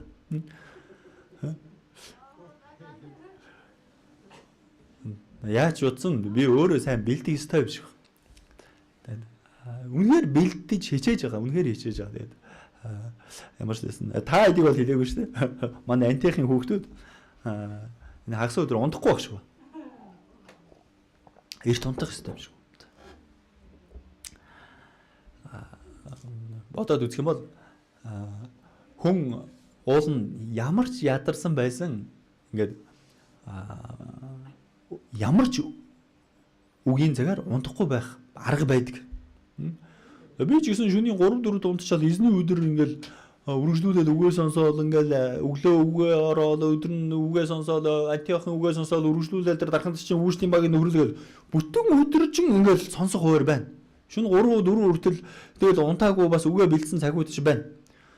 Тэгсэн бүртлөө унтахгүй байж болно. Энэ сэтгэлийн асуудал байхгүй. Тэгэхээр ямар ч лсэн хичээж сонсороо гэж хүсэж байна. За. Хараа. Энэ 16-15 маш чухал. Энэ дэр бүр ингэж бичсэн байгаа юм. Би уншаад үгэй. Ах トゥ нараа би та нарыг ятгая. Стефанигийн гэр бүлийнхэн Ахайн анхны үр жимс бөгөөд тэд өөрсдөө ариун хүмүүсийн төлөө хөөшлөл зориулсныг та нар мэднэ. Энэ нараа Стефанигийн гэр бүлийнхэн Ахайн анхны үр жимс гэж. Аврагдаад удаагүй. Тэгээд тэд өөрсдөө ариун хүмүүсийн төлөө хөөшлөлд зориулсан гэж. Аврагдаад удаагүй байна. Өөрийгөө аврагдсан хүмүүсийн төлөө үйлчлэл зориулсан. За. Ариун хүмүүс гэж хэнийг хэлж байна? Аврагдсан хүмүүсийг хэлж байна. За. Хараа. Бидэрт ч гэсэн хариуцлага байгаа. Эзнээс үйлчлэл авсан бидэр ч гэсэн хариуцлага байгаа. Бид нар эзнээс үйлчлэлийг аваад итгэлээр урд нь гараад манлайлаад явж байна. Бидэрт хариуцлага байгаа болов уу? Байгаа. Шинээр аврагдсан хүмүүс хэнийг харна гэж бодож байна? Урд үйлчилж байгаа ахын дүүсийг харна. Урд үйлчилж байгаа үйлчлэлийн багийнхныг харна. За тэгсэн чинь нөгөө хүн нь урд үйлчилж байгаа хүн нь эзний өдрөө дастаал, 3 дахь өдрөө дастаал, дүүргийн нөхрөлөөч нэг гэл нэг иймэрхүү байгаад байвал яах вэ? Шинээр ирж байгаа хүмүүст маань хэцүү. Дагаал явчих магадгүй. Энэ болд юм чинь болно шүү дээ. Энэ ах маань болж байгаа юм чинь болно шүү дээ. Энэ ихч маань болж байгаа юм чинь болно шүү дээ. Тийм ойлголтыг авчихна. Тэгэхээр надад хариуцлага байгаа. Би дүүргийн үйлчлэлийн баг хариуцж авсан бол сайн хийх хэрэгтэй юм шиг. Би тэ үйлчлэл авсан бол тэр зүйлээ бүр сайн хийх хэрэгтэй юм шиг. Ард байгаа хүмүүсээ бодоод. Араас маань дагаад явж байгаа итгэлийн хүмүүс зөндөө байгаа. Байхгүй гэж бодож гинөө. Намайг харахгүй гэж бодож гинөө. Харж байгаа. Хараад үйлдэл бүрийг минь дөөрэлдэг. Яаж Библи унших ёстой юм? Яаж залбирах ёстой юм? Яаж амьдрах ёстой юм? Яаж энэ бүгдийг зохицуулж амьдраад байгаа юм? Бүр гайхалтай амьдрж болно. Яа энэ хүмүүс яаж ингэж амьдраад байгаа юм бол яаж зохицуулаад байгаа юм бол бүр асуумаар санагдаад асуугаад яаж зохицуулаад байгаа юм? Тэгснэ бүр өрөөдөд яваад байгаа юм. Бид нар шинэ хүмүүсийг сайн халамжлах хэрэгтэй. Шинэ хүмүүсээ сайн халамжлах хэрэгтэй. Тэгж бай чуулган илүү ихэр өснө. Харин нэг шинэ хүн орж ирлээ. Үгийг сонсоод аврагдлаа. Хэн ч халамжлахгүй, хэн ч тоохгүй, хэн ч тэгэл хайчлаа. Тэгсэн чинь тэр хүн итгэлээр сайн амьдраад эхэллээ. Энэ нь бол гайхамшиг гэж байгаа шүү дээ. Тэр хүн зүгээр гайхамшигаар үлдсэн хүн гэсэн. Тэгтэл хүн үлдэх ямар хэцүү вэ те? Халамжлал, сайн хандаал, тусалж өгөөл, тэгээд байхад төрдөл тогтдоггүй шүү дээ. Бид нар илүү сайн байх ёстой юм шиг. Калебийн сэтгэл ямар байсан бэ гэхээр тэр 10 хүнээс тэс өөр сэтгэлтэй байсан. Ахын дүүсээ бүр цуглуулж чаад Израилийн ард түмнийг цуглуулж чаад халамжилж байгаа. Хайрлж байгаа. Эзэн рүү чиглүүлж өгч байгаа. Болохгүй тий? Канаануудыг эзэн бидэр төгсөн шүү дээ. Бид нар өөрийнх нь ажил төрөл байсан шүү дээ. Эзнийг дагаад явах хэрэгтэй шүү дээ. Калебийн сэтгэл ахын дүүсээ халамжлаад бүр дагуулаа явахыг хүссэн. Эзний эсрэг бүр тэрслээ гэж бүр гуугаад байгаа. Тэ? Ахын дүүстэй хайргүй байсан бол тэр үгийг хэлэх болов. Хохин. Өөрөөсөө ингэ зовоод эзэнд сахилгажуултаа зовоод ингэ явцгаа. Тэгж болно үстэй. Гэтэл Калеб тэгээгүй. Гуйж байна. Эзний эсрэглэг битгий тэрсэл гэдэг. Ахын дүүсээ хамгаалаад байгаа. Хайрлаад байгаа. Харин бид тэр ч гэсэн ахын дүүсээ заавал хайрлах шаардлагатай, хамгаалах шаардлагатай, халамжлах шаардлагатай. Энэ 10 хүн 12 хүнээс харах юм бол 10 хүн нь хүмүүсийг үхэл рүү түлхсэн хүн байхгүй. Тийм богоц цүл 40 жил амьдруулж үхэл рүү төгөлсөн. Үхэл рүү түлхсэн. Канааныг үзэж чадаагүй шүү дээ. Тэр 10 хүнээс болж. 2 хүн амьдруулахыг хичээсэн. Канаан руу оруулахыг хичээсэн. Гэхдээ тэр хоёр л ортог. За. Тэгвэл бодож үзье. Бид нар хүмүүсийг амьдруулдаг хүн үү? Үхүүлдэг хүн үү? Би хэл амаараа хүнийг амьдруулж байна уу? Үхүүлж байна уу? Би үйл хөдлөлөөрөө хүнийг амьдруулж байна уу? Үхүүлж байна уу? Би өөрийнхөө итгэлээрээ хүнийг амьдруулж чадаж байна уу? Эсвэл үхүүлж чадаж байна уу? Хүн аль альнийг хийж чадна. Би хүнийг үхүүлж амьдарч чадна. Хүнтэй хэрэлдээл, маргалдаал, ахын дүүстэйгээ мөчөөгөө өгөхгүй зууралдаал, чи хийн, би хийн дээрээ тулаал, би хүмүүсийг үхүүлж чадна. Би бас хүндээ явж чадна, хэрэлдээл таад явахгүй байсан ч болно. Үхүүлж чадна. Амьдруулж чаддаг хүн байдаг. Буулт хийгээл, доор нь ороод тийм штэ. Хэцүү байна уу? Сүмээр явах хэрэгтэй. Хэцүү байна уу? Халамжилж өгөөл, тэ? Хэцүү байсан ч гэсэн тэрэнд нь туслаад хүнийг амьдруулад байдаг хүмүүс байдаг. Би ямар үнэн болгох ёстой юм бол? Нөгөө нэг Израилийн 10 хүн шиг үхүүлээл байх уу? Ста бүтэхгүй мэн энэ анаагчууд нь том биетэй юм байна. Тэ хот цайз нь бэхлэгдсэн юм байна. Нефалим хүмүүс байд юм байна. Гэтэл эсрэгээр нь харуулад эзэн бидрийг амлсан шүү дээ. Бид нар ялна шүү дээ. Бид нар эзний төлөө амьдарч байгаа шүү дээ. Эзэн өрөө шүү дээ гэд Калеб шиг хүмүүс байна. Амьдруулдаг хүмүүс гэж байна. Петр амьдруулдаг хүн байх хэрэгтэй. Дээрээс нь тоолго 14-ийн 24-ийг харъя.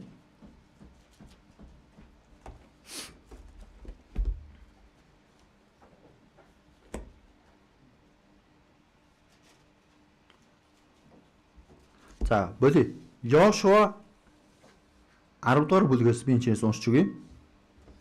За, 2 ишлэл харагчаад болоод 1 ишлэл рүү оръё. Цаг багассан байна. За, энэ чинь ингэж юм. Харин одоо харах тун Израильчуудыг цүлэг газарт явж явахад эзэн энэ үгийг Мосед хэлсэн тэр үеэс хойш эзний амласны дагуу 45 жилийн турш намайг амьд байлгав. Ийхүү өнөөдөр би 85 нас хүрлээ. За. Калеб тэгсэн байна. Эзэн надад амласан. Хэдэн наснд маань амласан бэ гэхээр 40 настайд нь амласан. Тэгээд 85 наснд нь ерөөж. Тэгэхээр хэдэн жилийн турш итгэлээр сайн амьдэрсэн бэ гэхээр 45 жилийн турш. Тэгвэл би Калебийн дахиад нэг сэтгэлийг дөөрөх хэрэгтэй. Юу вэ? Миний энэ сэтгэл хувиршгүй байх хэрэгтэй. Тоолог 14-ийн 24 буюу 40 настай байхдаа тэр нь ингэж хэлсэн байна. Би уншаад өгье. Харин миний зарц Калеб өөр сүнстэй байж намайг бүрэн дагсан тул гэж. Бүрэн дагсан тул түүний орсон тэр нутагт нь би түүнийг аваачих бөгөөд үр удам нь тэр газрыг эзэмших болно. Энэ амлалтыг өгч байгаа. За. Тэгвэл Йошуа номдэр харъя. 14-14 дээрээс харах юм бол тэр Израилийн бурхан эзнийг байгаа бүхнээрээ дагсан учир Хеброн нь өнөөг хүртэл Кинец хүн Эвенегийн хүү Калебийн өв болсон. Өв нь болчихсон. Энэ Калебийн сэтгэлийг харсан чинь 40 настай байсан сэтгэл нь эзнийг бүрэн дагсан байна. 85 настай өв болсон сэтгэл нь эзнийг байгаа бүхнээрээ дагсан гэж. Энэ юу вэ? Анх аврагж исэн, анх эзнийг дагаж исэн тэр сэтгэл нь бүр огт өөрчлөгдөв. Бүр огт өөрчлөгдөв. Тийм байгоос та бүхэн итгэлээр амьдрах буюу аврагдсан тэр өдрөө нэг боддоо. Тэр сэтгэлээ нэг боддоо. Зүгээр бүхнээ хаяад эзнийг дагахад сайхан байсан биз. Явц дундаа яаж ийн? Хувирж байна. Явц дундаа баг-багаар хувирж байна. Зарим нэг нь бүр явц дундаа баг-багаар улам бүр ингээд сайжраад байна. Яагаад вэ? Эхлээд бүрэн дагаж байсан, сүүлдээ бүхнээрээ дагаж эхэлж байгаа. Эхлээд би ганцаараа дагадаг юм бол дараа нь гэр бүлээрээ бүхнээрээ дагаж. Калеб тийм сэтгэлтэй байсан.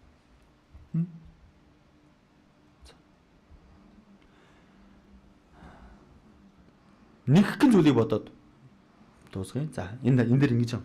За, нэг биш юм байна уушлаарай. Луг 34 дээр 24 дээр ингэж гаргаж. За.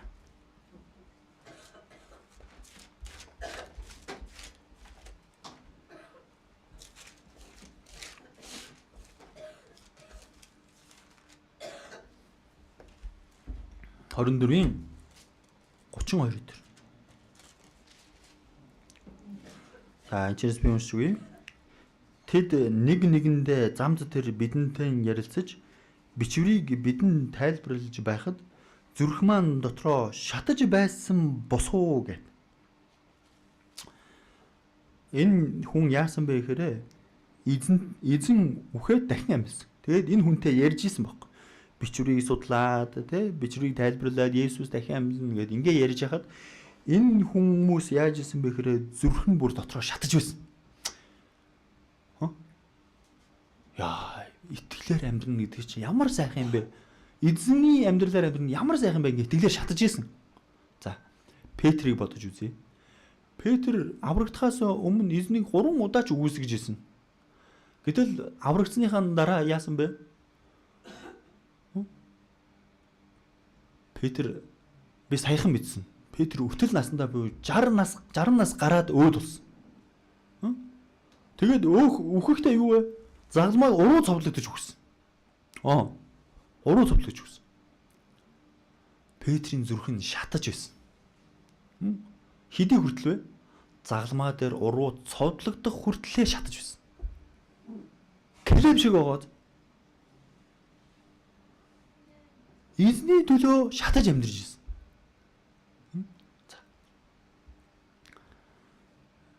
Хүмүүс ихэнхдээ ингээл зөвлөгөө авахар эрэхтэй ямар агуулгаар авдаг вүлээ? Энэ маань хэцүү байна, тэр маань болохгүй байна, энэ ч бүтэхгүй байна, тэ? Амьдралын хэцүү бүх зүйлээ зөвлөгөөгөөр авдаг. Тэрийг нь Библиэс тайлбарлаад ингээд хийж өгдөг. Саяхан натаа нэг хүн нөхрөөсөн. Их удаа нөхрөлсөн. Тэгсэн чинь дэрүүний агуулга нь ийм байна. Яг энэ Луг энэ 24-ийн 32 дээр харж байгаа шүү. Зүрхний шатаж ирсэн. Аврагдаад удаагүй. Жил гаргахан болж. Тэгээ зүрхний шатангаа тэгж хэлж ирсэн. Библийн ишлэлийг ингээд цээжилж байгаа. Их урт ишлэл. Цээжлээ дуусгаж ирсэн. Гоё байна гэдэг юм. Библийг уншиж байгаа. Гоё байна гэдэг. Тэгэд итгэлийн амьдралаар аврагдаад удаачгүй амьдарч байгаа бүртэл ахан дүүсээ бүр халамжлаад эхэлж гисэн бүр. Өөрт нь гоё байна гэдэг. Чуулганд байх нь гоё байна. Үйлчлэх нь гоё байна. Тэгээд чуулганд илүү их үйлчлэхийн тулд өөрийнхөө тэр ажиллаж исэн местэд жоохон доошлуулад цаг завтай ажил руу орсон гэж.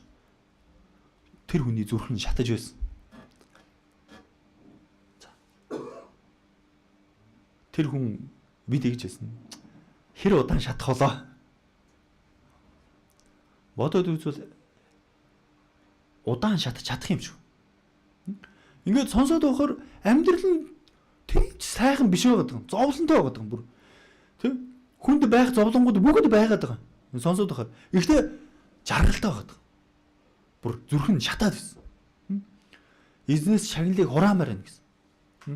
Энд тэнд цэвэрлэгээ бөө семинар болоод энд тэнд цэвэрлэгээ болж байхад нь өөрийнх нь хариуцах биш байгаад хүртэл цэвэрлэгээ явуулчихсан. За. Одоо бид нар энд үг сонсож байхад энд хоол хийж байгаа хүмүүс байгаа тийм. Биднийг тухтай хоол идүүлэхэд энд бас хүмүүс үйлчилж байна. Сэтгэл нь арай өөр.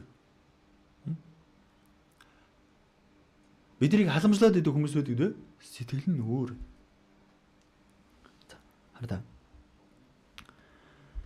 Бурхан Калебийн сэтгэлийг бидэрт зааж өгсөн. Калебийн сэтгэл ямар сэтгэл байсан бэ гэхээр бүр эзнийг зүрх сэтгэлээрээ дагдаг байсан. Эзний замыг ажигладаг байсан.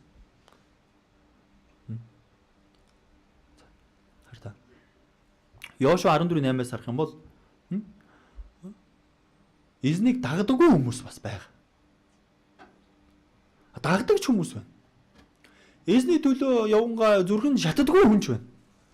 Бүр шатдагч хүн байна. Хараа. Эзний төлөө нэг жохон зүйлийг хийж байгаа. Зарим нэг нь бүртгэл хийж гин, зарим нэг нь ишлэл цээжилж гин, зарим нэг нь Библийг уншиж гин.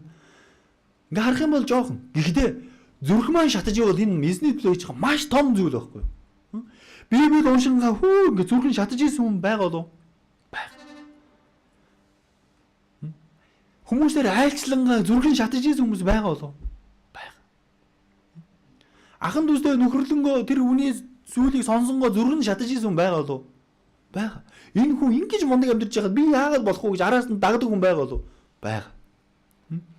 Заавал итгэлээр 10 20 жил мундаг амьдэрсэн хүнээс суралцдаг юм болов? Дөнгөж аврагдсан мөртлөө хичээнгүйлээ амьдарч байгаа тэр хүнийг хараад бүр ингэж сураад байгаа байхгүй.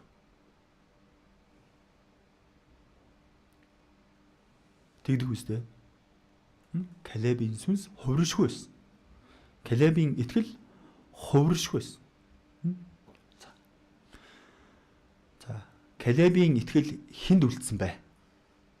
Шүүгчд ном руу очие.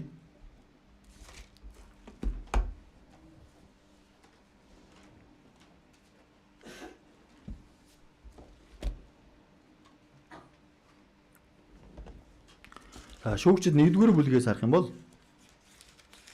энэ Йошуа 15 дээр ч гарч байгаа. Гэхдээ шүүгчдээс нь олоо уншиж. За, 1-ээс нь харах юм бол ингэж байна. 11-ээс 15 дээр. За, би уншаад үгүй. Улмаар тэндээсээ тэд Деберийн оршин суугчдын эсрэг довтлов. Урд цагт Деберийн нэр нь Керат Сифер байв. Калеб Керат Сиферийг дайран эзэлсэн хүнд би охин Аахсагаа эхнэр болгон өгнө гэв. Калебийн дүү Киназийн хөвгөн Отниел түүнийг эзэлсэн тул Калеб түнд охин Аахсагаа эхнэр болгон өгөв. Тэгээд Аахсаг Отниел дээр ирэхэд тэр түүнийг эзэхээс эдлэн газар гуйхыг ятгав.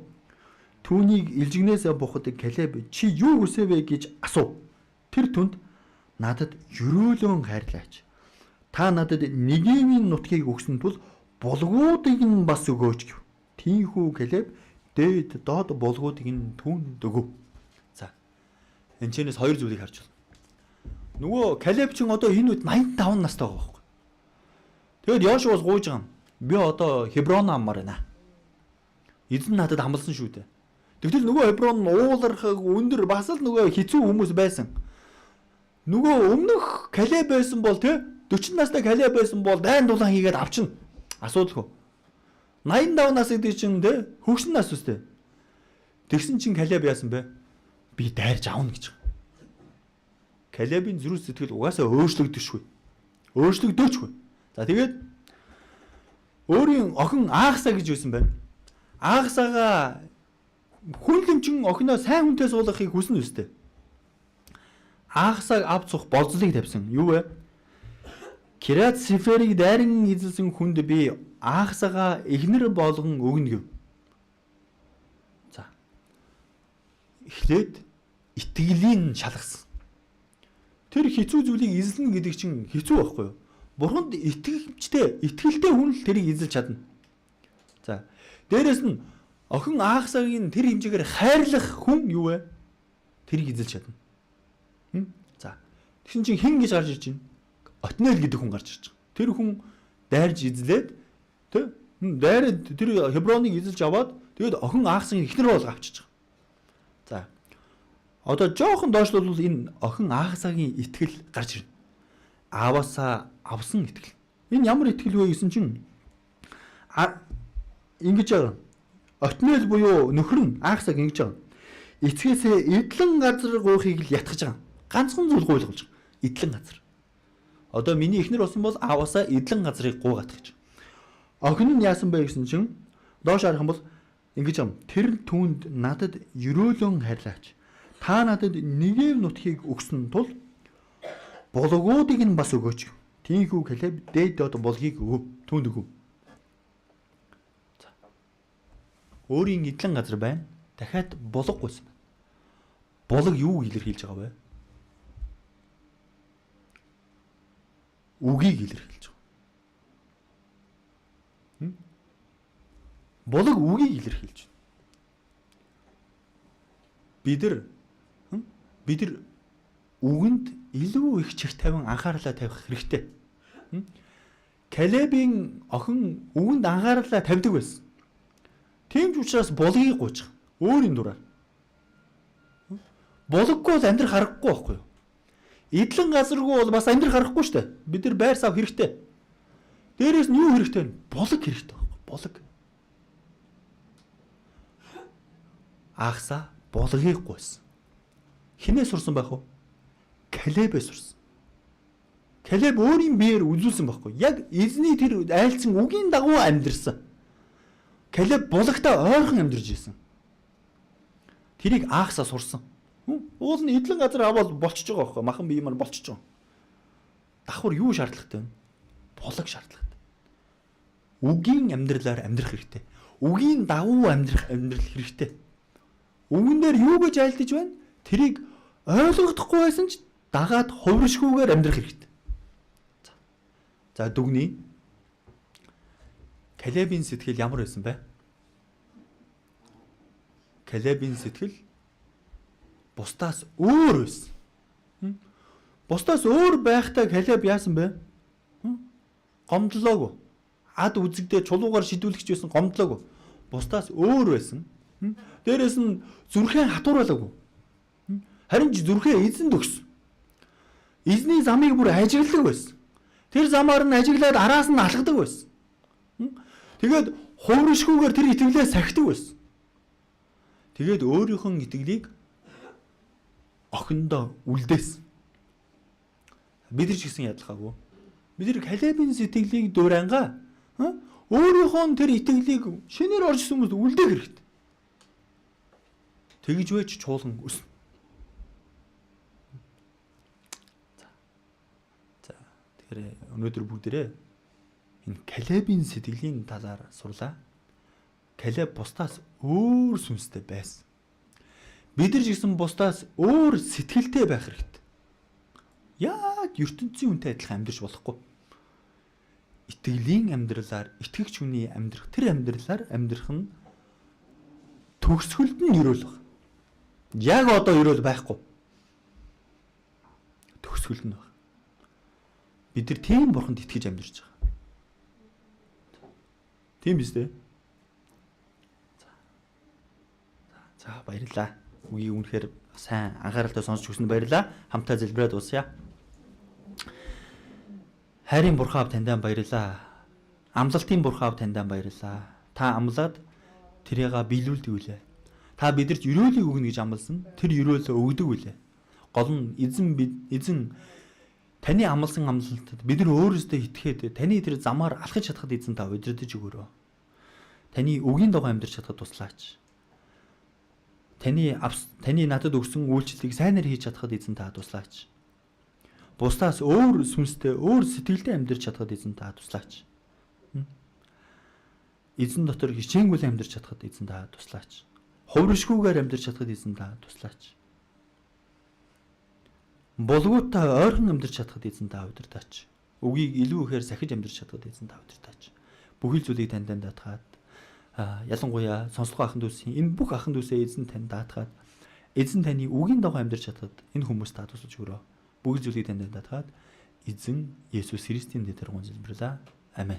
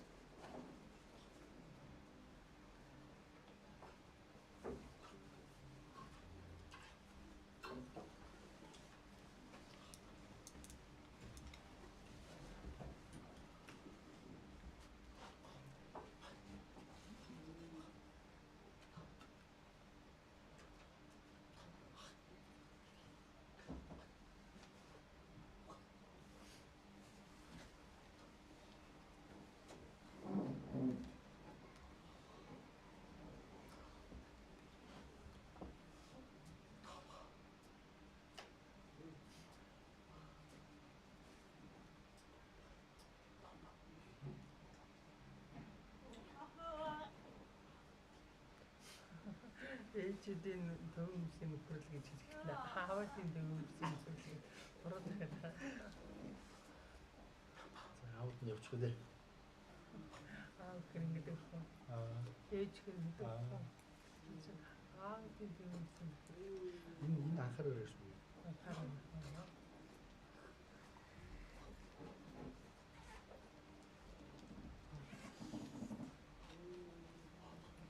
Адажжээд хурдхан шиг шууд нийтийн хурлаа шууд хэлүүлнэ. Тийм болохоор одоо ингээд пар хийчихээд цагаас хэлээд. Тэр яг нэ.